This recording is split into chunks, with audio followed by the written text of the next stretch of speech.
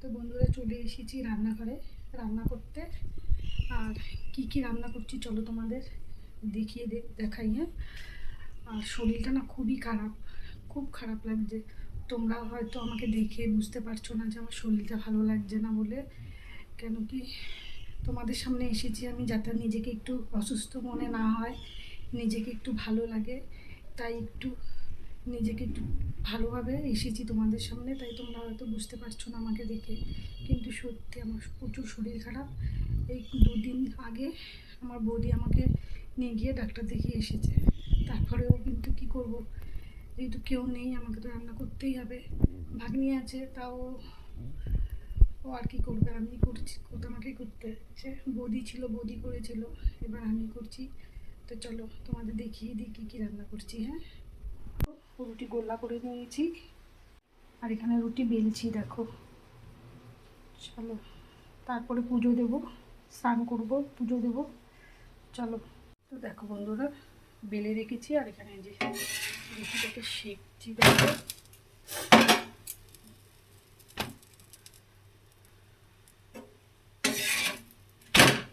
তো বন্ধুরা দেখো, রুটি সেঁকতে গিয়ে রুটিটা কিন্তু পুরো পুড়ে গেছে। আমি না অত ভালো রুটি বানাতে পারি না, তাও এই রুটি বানানোটা শিখেছি, এই রুটির শেখাটা শিখেছি আমার শাশুড়ির কাছ থেকে। শাশুড়ি শিখিয়ে দিয়েছিল রুটি বানানোটা কীভাবে শিখতে লাগে, কিন্তু আমার জ্বলে গেছে। তো বন্ধুরা দেখো, সব রুটি হয়ে গেছে, সব রুটি করে নিয়েছি। তো দেখো, আলু পটলের তরকারিটা কিন্তু হয়ে এসেছে। দেখো কালারটা কিন্তু সুন্দর হয়েছে, এখানে এরকম লাগছে। আর একটু পরে নামিয়ে নেব। তো দেখো বন্ধুরা, হয়ে গেছে আমার আলু পটলের তরকারিটা। দেখো, অসুস্থ শরীর নিয়ে রান্না করছি, বলো এর থেকে ভালো আর কি হবে, তাই না? তা তো অনেকটাই ভালো হয়েছে দেখো। তো দেখো বন্ধুরা, ডিমগুলো ছুলে রেখেছি। আর দেখো ডিমের অবস্থা, অর্ধেক তো বেরিয়েই গেছে। দেখো না, ডিম থাকবে বেশ একদম গোটা গোটা, ওরকমই ভালো লাগে, তাই না? তো যাই হোক, এটা হওয়ার কারণ হচ্ছে আমার শরীরটা তো ভালো লাগছে না, তাও আমি রান্না করছি, সেই জন্যই হয়েছে। শরীর ভালো লাগছে না বলে মন দিয়ে রান্না করতে পারছি না। তো দেখো এখানে ডিমের মশলা, পেঁয়াজ ভাজছি ডিমের জন্য। এখানে দেখো ডিম ভাজা হয়ে গেছে। বন্ধুরা দেখো, ডিমের কষাও কিন্তু হয়ে গেছে।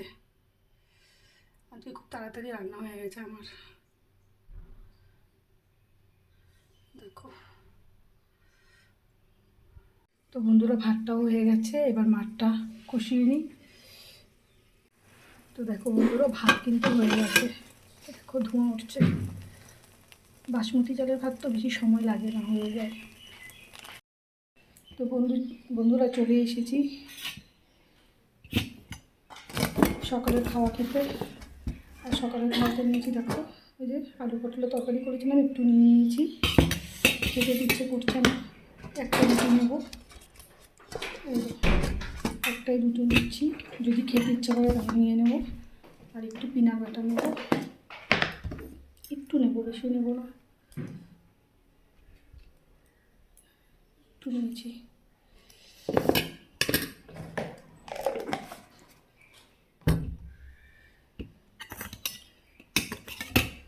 তো চলো খাই। হ্যাঁ, ইচ্ছে করছে না কিন্তু খেতে তো হবেই, না খেলে তো হবে না, তাই না?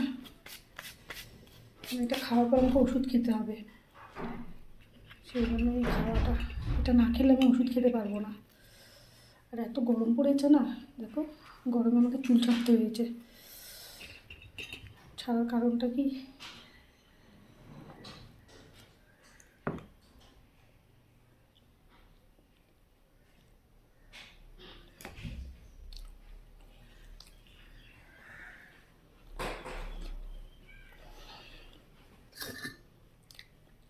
খেয়ে নেব, খেয়ে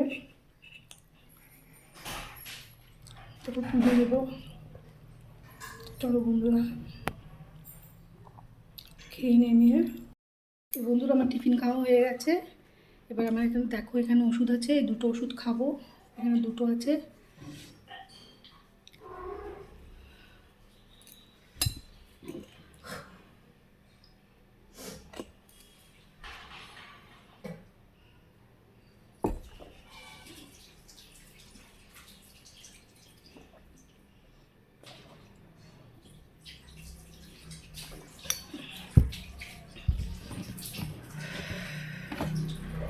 বন্ধুর ওষুধ খেয়ে নিয়েছি, ওষুধটা না খেলে রক্ষে নেই আমার।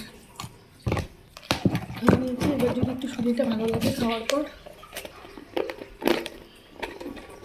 সকালে ঘুম থেকে উঠে আগে খালি পেটে খেয়েছি থাইরয়েডের ওষুধ, তারপর আবার এই ওষুধটা হচ্ছে ভরা পেটে খেতে হবে, সেই জন্য কোনোরকম কষ্ট করে 2টো রুটি খেয়েছি।